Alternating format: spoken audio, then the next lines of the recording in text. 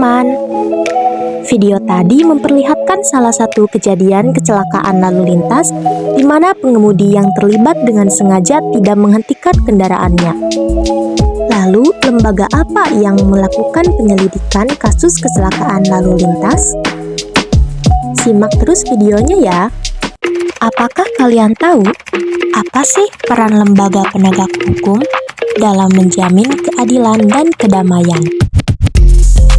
Sebelum itu, kita perkenalan dulu yuk.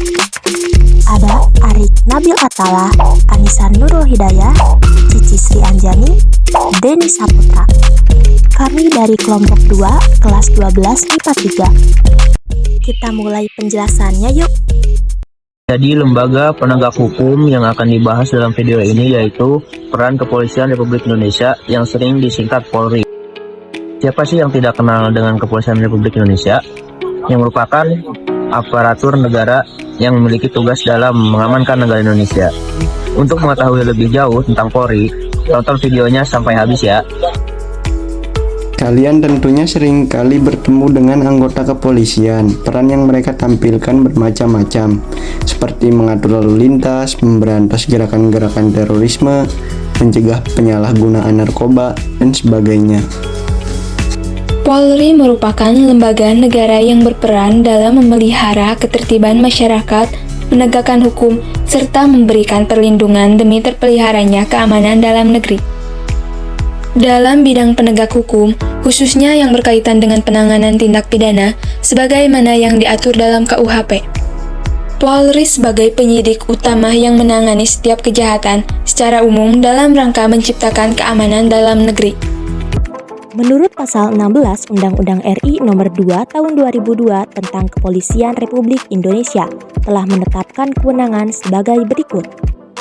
Yang pertama, melakukan penangkapan, penahanan, penggeledahan, dan penyitaan.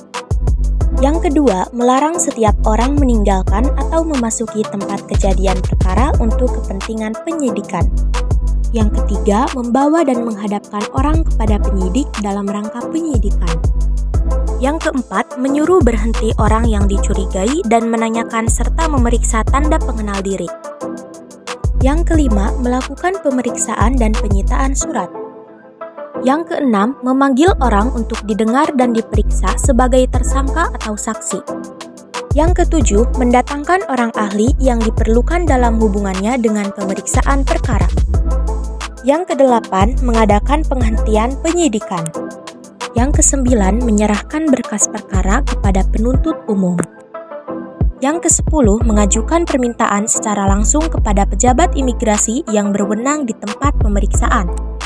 Yang ke-11, memberikan petunjuk dan bantuan penyidikan kepada penyidik pegawai negeri sipil, serta menerima hasil penyidikan penyidik pegawai negeri sipil untuk diserahkan kepada penuntut umum. Dan yang terakhir, yaitu mengadakan tindakan lain menurut hukum yang bertanggung jawab, yaitu tindakan penyelidikan dan penyidikan yang dilaksanakan dengan syarat sebagai berikut. 1. Tidak bertentangan dengan suatu aturan hukum.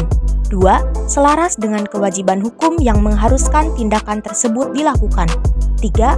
Harus patut, masuk akal, dan termasuk dalam lingkungan jabatannya.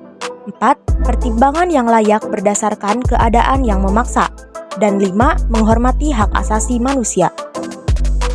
Nah, bagaimana teman-teman? Apakah sudah cukup jelas mengenai peran Kepolisian Republik Indonesia yang telah disampaikan dalam video pembelajaran kami?